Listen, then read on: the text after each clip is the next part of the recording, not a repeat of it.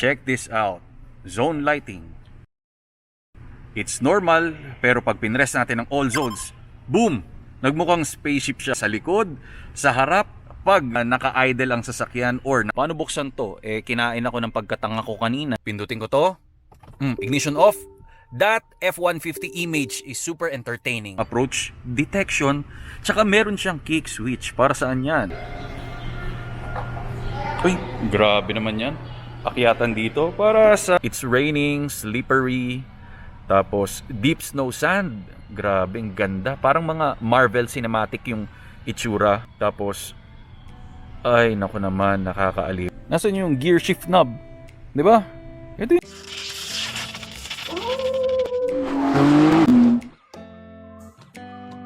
Kasuwabe, welcome back to the channel kung saan tayo nagre-review ng mga supercars and crazy cars dito sa ating bansa. On today's video, we have here a turbo diesel powered pickup truck. Ladies and gentlemen, it's the all-new 2022 F-150 Lariat 4x4.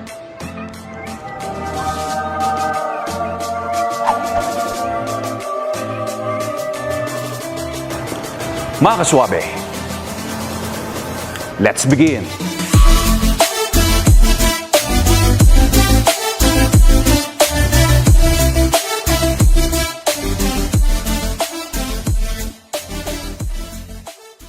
Magandang araw sa lahat. Nais ko munang pasalamatan ang Ford Global City.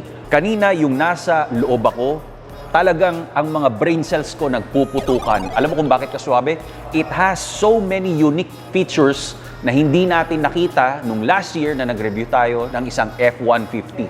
I am telling you, get ready and be prepared. Talagang mapapawaw ka, mapapagrabe ka, overwhelming yung mga features niya. This one, it's a turbo diesel powered. Alam naman natin, pagdating dito sa Pilipinas, talagang bentahin pag sinabi mong diesel. I'm telling you rin, ang platinum features nandito na ngayon sa isang Lariat. This is a 3-liter V6 F-Series, started in 1948 as the best-selling pickup truck sa USA. Dumating ang isang F-150 noong 1975 at eto ngayon ang pinakasikat, ang pinaka-famous sa lineup ng isang F-Series. Counterpart nito, yung mga ibang na-review rin natin, mga Ram 1500, yung interior niya, it's super premium na compared sa 13th generation. Ano ang mga exterior feature nito, lalong-lalo na dito sa bed, it's super capable. Ano ang mga ultra high-tech? Mga kaswabe, let's begin! Para sa unang swabe cool feature ay pupunta kagad tayo sa rear end ng isang F-150. Kaswabe, if you remember the Lariat before, nung 2020, it's super basic, but this one, para na rin siyang platinum. Nga pala, para yung tailgate, ibaba natin.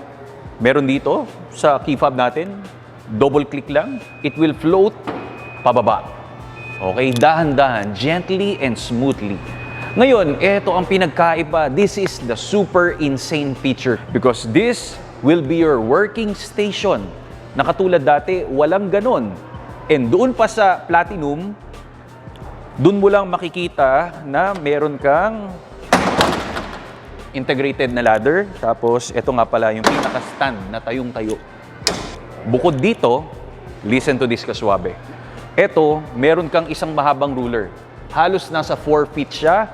Tapos, ito naman, may sukatan ka ng 100 centimeters. Then, meron ka ritong lagayan ng iyong baso. Tapos, meron kang organizer dito ng mga ballpen. Sumunod, may mga parang lalagyan ng cotton buds to.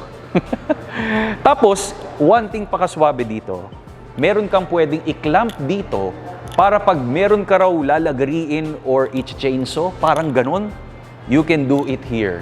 Actually, parang pwede kang magsibak ng kahoy dito kasi ika-clamp mo or pwede kang magkaroon ng chopping board. Anyway, this is very useful.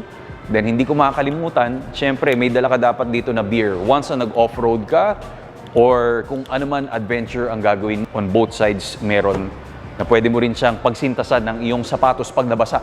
Tama? So, this one is very easy. Ito yung stand. Tama. Doon lang to dati sa Platinum, but sa Lariat ngayon available na siya. Easy as that. So, balik natin. Super simple. Yeah. 2.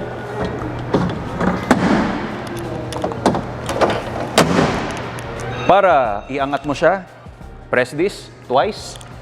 Boom. It will once again rise up. Pero hindi pa dyan natatapos, kaswabe, dahil meron ka ritong illumination. You have LED. Actually, pwede mong i-turn on yan doon sa pinaka-infotainment natin. You have lights, you have illumination, para pag meron kang gagawin dito, nakakatulong ito. May camera ka dito, meron ka rin camera doon. Grabe. Whew. Bago ko makalimutan, kaswabe, ang payload nga pala natin is 2,050 pounds. Plus, meron kang sliding rear door doon para pag meron nakaangkas dito, pwede mong bigyan ng konting drinks and mga beer. The unit pricing and lahat ng mga competitors niya nasa pin comment below. I-check mo na lang, i-like mo na rin yung video, and don't forget to subscribe. Anyway, this is the side profile of this full-size SUV, and yung exhaust tip nga pala nandito. Tapos they're using a lip spring dito sa rear, and doon naman sa front, they are using that double wishbone. Aluminum ang iyong wheels, and one thing, ang swabe rito, kick sensor na running step board. Yan, it will deploy. Para saan yan? Di ba dapat nandito lang sa mga door natin, pero nandyan yan because pag aapa ka rito, meron kang kukunin or gusto mo mag-shortcut, pwede rito. Like that. Pag ibabalik mo, pwede mong kalawitin, it will deploy again, pero pwede mo rin siyang kontrolin pag gusto mong automated siya. Pag na-detect niya na yung key fob nasa iyo, paglapit mo pa lang, bababa na siya. Kaya lang marami raw ang naiirita pag ganun. Kaswabe, gusto ko lang i-promote ang aming shop na S5S Auto Hub because we have premium foils kahit anong sasakyan pa yan. Cheap lang ang price namin pero very great ang service. And gusto mo ng Camaro and Mustang na mga body kits, ZL1 and GT500 meron kami. Salamat nga pala sa Toughman, sila nang bibigay sa amin. Gusto ko ipaliwanag sa inyo, dito nga pala ang iyong diesel ilalagay. Easy fuel lang ito, itutok mo lang ang nozzle. Merong DEF na cap dito para saan yan? Diesel exhaust fluid. Dahil ini-spray niya yung pinaka-stream ng exhaust mo para i-break niya yung mga very harmful na NOx emission na kakalat sa ating Mother Earth na para mas maging safe ang ating kapaligiran. Finally, kaswabe, we're here sa all-new front fascia ng ating F-150. You will see it's very sporty, yet so athletic. Kasi yung last year, it's all of chrome, yung platinum. Yung Lariat naman, it's continuation dito sa front fascia. But this one, it can take every beating off-road. Kung makikita mo, di ba, flat black ang itsura niya. So, parang, di ba, nakikita mo, it's very sinister looking. Active grille shutters meron dito sa loob.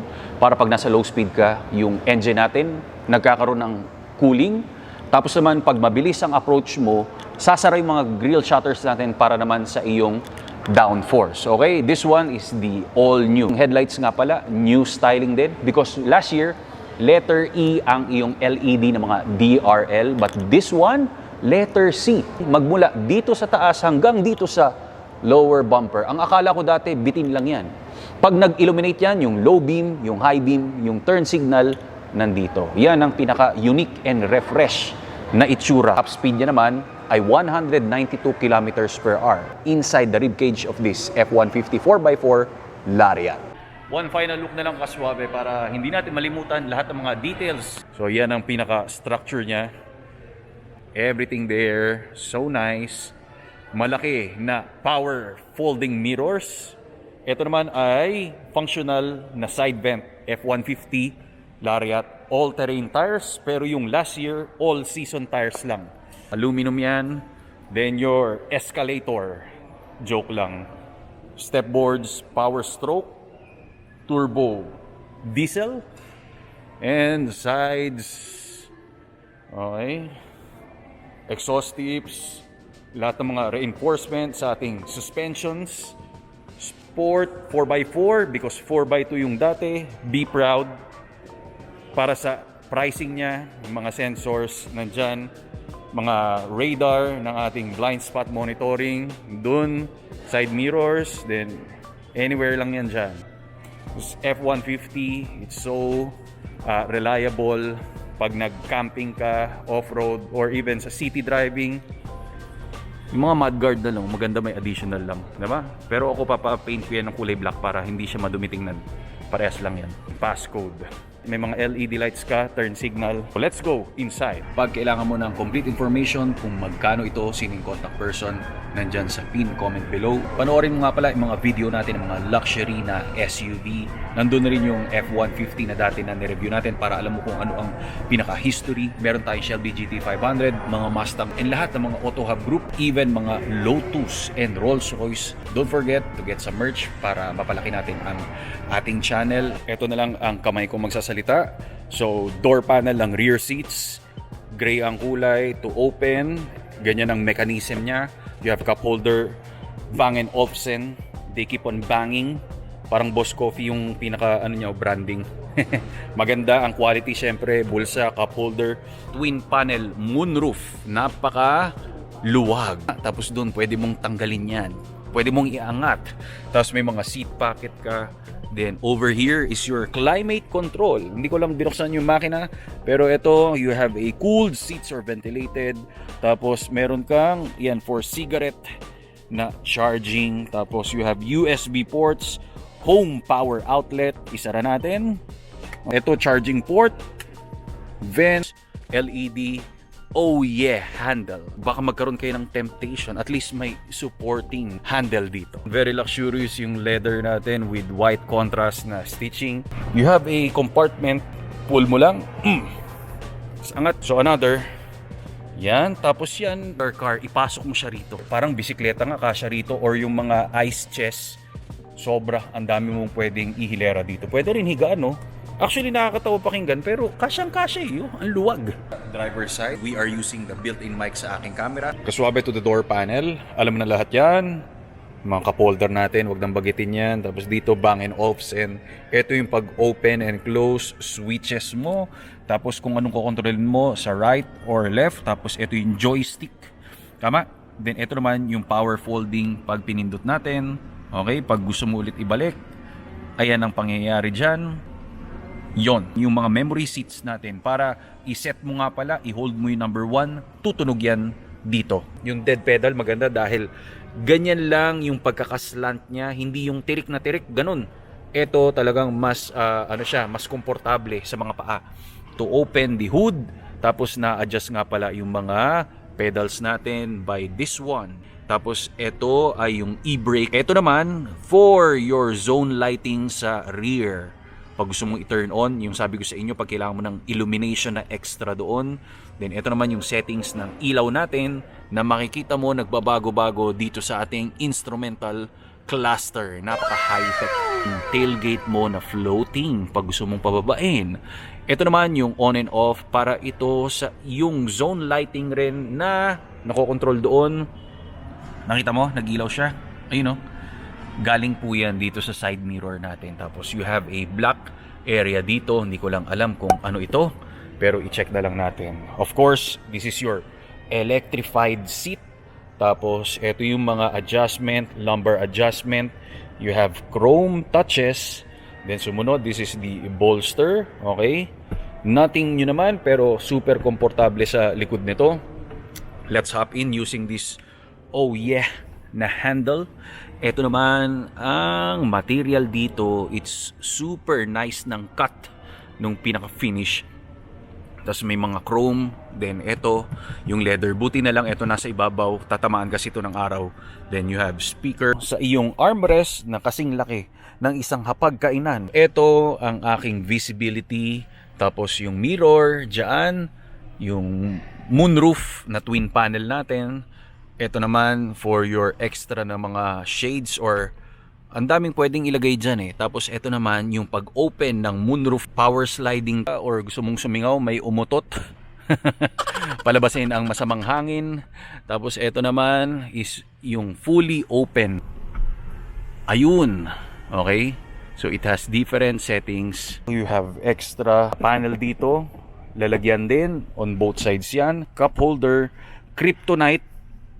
Pwede mong ilagay doon pang-defeat kay Superman, pwede akong kumuha ng isang soju bottle na from Korea at ilalagay ko rito bilang clean canteen test ni soju at ni Regan's Ride. Ang kaya ko lang ay fist test. Ayan, kasya naman. Kasya. O, please subscribe sa kanila dahil detailed din ang review nila ng ganito. Tapos ito naman ang iyong gear shift knob. Nagtatago siya. Siguro nainitan. Palamigin natin. Joke lang. Pag pinindot mo nga pala ito, it will stand up at napakakapal with the very premium na itsura. Tapos spark rear. Alam na natin yan. Yung mga transmission. Tapos meron ka ritong organizer. Then ang ganda ng finish. Oh. It's super nice. Andito na ang interior ng Platinum dati. Para sa telepono to pare. Diba? USB. Ang ganda ng spacing mo rito. Circular switch natin. Temperature, volume. Kaswabe, hindi ko na marirecite to ha. Alam nyo na, ite. Ito naman, yung full length na machine cut finish. Tapos you have globe dito, globe box. Paano buksan to? Kinain ako ng pagkatanga ko kanina. Isusog ba yan ganon o ganon pindutin? Hindi. Nandito lang siya somewhere here. Press this. You have upper portion ng globe and dito naman yung lower portion. Drive mode, yung 4x4 na setting, pipindutin mo yan dito, yung switch. Pero etong select shift na to, look at this. In 3, 2, 1, fire. Kaswabe. Look at this, Mudrats. Look at the display. Para siyang 3D. Oh, may mga pag snow pa nakalat. Tapos, di ba, from deep snow sand, ayun o, nagtatalsikan. Ito naman yung slippery, may umuulan. Sana malinaw dito sa video ko. Then, sumunod niyan, yung slippery. Normal naman. Well, nothing special. Pero pag galing ka ng normal, ito namang transition na to. Para siyang Marvel mga movies, tow haul. Tapos, ito naman, pagkatapos ng tow haul, nandito yung eco. Tapos ng eco, ito yung sport. May silhouette ng mga racing lines that declares speed. Kahit pickup truck ito. So yummy and tasty ng pinaka-image dito na projection sa ating gauge cluster. I'm loving it. Grabe. Ang sarap ulit-ulitin. Auto start and stop for fuel efficiency. Your camera, malinaw. Okay, may mga linya dito. Lahat naka-surround, parking assist on and off. Auto park brake ready. May ganun pa siya. Tapos ito yung mga different views. Grabe pati yung bed kita. Okay. Galing. Ito naman sa trailer. Alam ko please check surroundings. Tapos eto naman pag lahatan. Yan, sana naging malinaw. Then eto naman yung active park assist. Syempre, eto naman yung hazard natin, yung traction. Here we go. Kaliko time. Parang RIT lang. Settings, 'di ba? Radio. You know what's good about this? Hindi ka naboboring pag ginagamit mo, is super organize. Ayun yung napansin ko sa kanya. Generally, eto yung mga, di ba, ang dali intindihin Grabe, walang kahirap-hirap application. You have Apple CarPlay and Android Auto na wireless. Saan ka pa? Di ba? Napakatalino nito. Even the sound, nandito, balance and fade, tone settings, speed. Tapos idiretso pa natin the vehicle, 30-minute max idle kung mamamatay yung pinaka makina natin. Rear occupant alert, my key, alarm system, power tailgate. Yung sa likod po yan, syempre it's either manual or powered nga. Even yung lighting natin, daytime running lights, welcome lighting. Then auto lamp display, zone lighting. Binibigyan mo na ng utak itong sasakyan na to. Ganon siya katindi. Ayun mirrors, door keypad code. Ayan yung nasa gilid. Okay? Display general, second page, you have connectivity, valet mode, Ford Assistant. Okay? Ito naman, listen to wakeboard, advanced mode. Ang dami na ito. Actually, meron pa ritong parang picture search Ganon siya katindi. Okay, driver assistance. Ito yun. Cruise control, adaptive. Kunyari, sample natin. Lane centering, automatic, normal cruise control. Ayan blind spot. Actually, this is the Ford Pilot 360. Yung mga features niya, hindi ko lang alam kung perfect yung nandito. Lagay na lang natin sa screen. Tingnan mo lang to. It's very, very nice. Lane keeping. Dito pa lang di ba? Parang solved na tayo. Dito pa lang, solved na tong F-150. Rear view, blind spot monitoring, spot information, park aid, cross traffic, reverse driver alert. Grabe, ayan yung mga driver assistance niya. Even your running boards. Diba? Kick switch, kung payag ka. Approach detection, meron siya. Running board modes. Ang dami, diba? Automatic, out, off. It's up to you kung gusto mo automatic, nandyan na siya. Zone lighting, this is it. Okay? Parang naalala ko yung movie ni Michael Jackson, yung nag-turn siya into a spaceship. Parang ganito yung pinaka itsura niya. Tingnan mo to, all zones, pam. 'Di ba? Kulang na lang lumipad to. Tingnan mo. Turn off to conserve battery power, sayang. Pero lahat yan iilaw. Tingnan mo mabuti, post mo na lang. Boom. 'Di ba? Anyway, to conserve battery. Ang dami, grabe. It's marvelous.